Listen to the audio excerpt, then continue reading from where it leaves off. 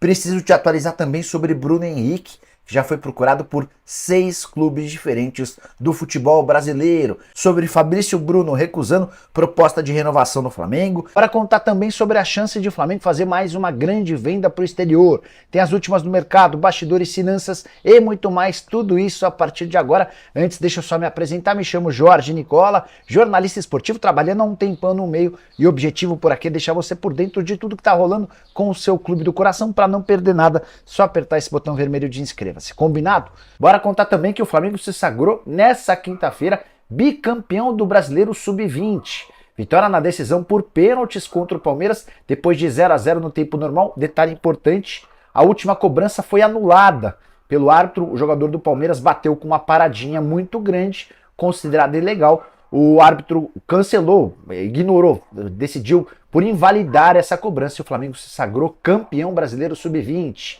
Hora de atualizações no Flamengo, quero falar sobre os zagueiros Fabrício Bruno e Davi Luiz. Começando pelo Fabrício Bruno, que recebeu nos últimos dias uma proposta para prorrogação do seu contrato com o Flamengo. O vínculo é longo, só termina em dezembro de 2025, mas a ideia do Flamengo era prorrogá-lo até dezembro de 2027, garantindo o aumento salarial e também o aumento da multa rescisória. Isso porque o Fabrício Bruno, que é titular absoluto, talvez hoje o zagueiro mais importante, tem um salário defasado em relação aos concorrentes. Fabrício ganha 350 mil por mês, Rodrigo Caio, que nem tem sido utilizado, ganha 800 mil e o Davi Luiz ganha 1,5 milhão de reais. O problema é que o Fabrício Bruno recusou a primeira proposta feita pelos dirigentes rubro-negros. Ele entende que a proposta salarial é baixa por aquilo que ele tem rendido. As negociações devem prosseguir nos próximos dias em busca de um acordo, não há nada emergencial nesse tema. Quero falar sobre Davi Luiz, fui o primeiro a contar para vocês no último domingo que o Beşiktaş da Turquia tinha a intenção de contratar o atleta. O Flamengo não criaria dificuldades caso o Davi Luiz quisesse jogar no Benfica.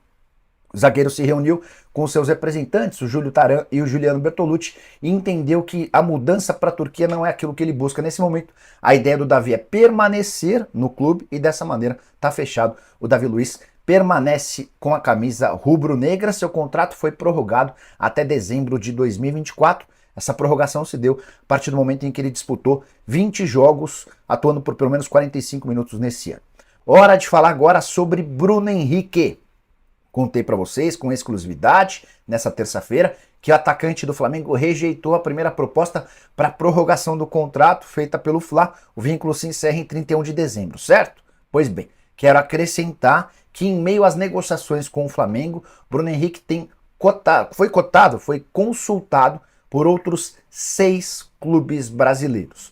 Todos os 6 nomes não foram revelados, mas eu posso contar para vocês que São Paulo, Corinthians e Atlético Mineiro estão entre aqueles que querem contar com o atacante de 32 anos de idade. O Bruno Henrique completa 33 em dezembro. Também consultei uma fonte para perguntar se o Grêmio havia feito uma oferta. No Sul, especulou-se que o Grêmio está disposto a pagar aquilo que gasta com o Luizito Soares para contratar o Bruno Henrique. Houve uma negativa, o Grêmio não seria um desses 6 interessados.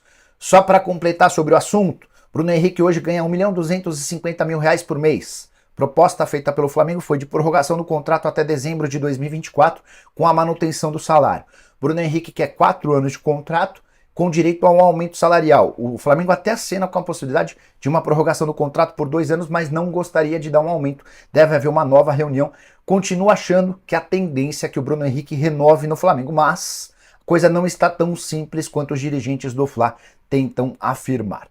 Quero fechar o vídeo falando sobre Everton Ribeiro, informação super importante. O meio atacante, desejado por vários clubes de futebol no Brasil, está mais perto de deixar o Flamengo do que de ficar no clube para o próximo ano.